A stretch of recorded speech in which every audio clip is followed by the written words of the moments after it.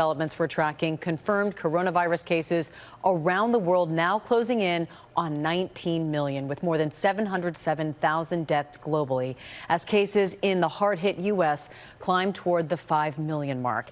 With me starting things off, ABC Chief Medical Correspondent Dr. Jen Ashton. And Jen, we all know it's that time of year, students heading back to school already in several states, others preparing to do so. There is so much anxiety out there about children and how this virus affects them. What do we know?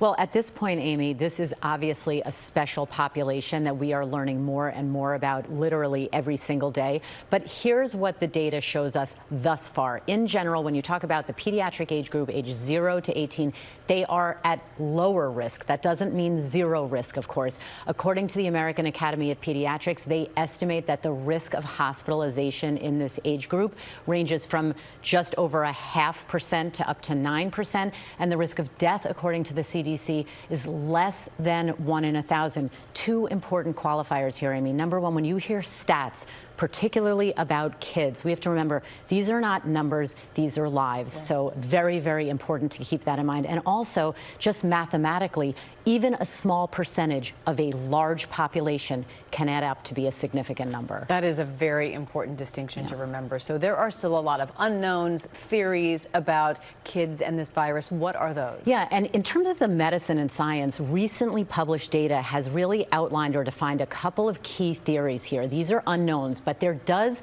seem to be or suggest that there is a difference between different ages, with the cutoff being at 10 years of age in terms of their chances of getting infected and the severity of disease if they do get infected. It appears, or there are hints, that younger children may actually be less susceptible. But again, how often are kids or teenagers spreading this virus to others? That is a big unknown. So there is a lot in terms of the medicine and science that we are still learning in real time. All right, Dr. Jen.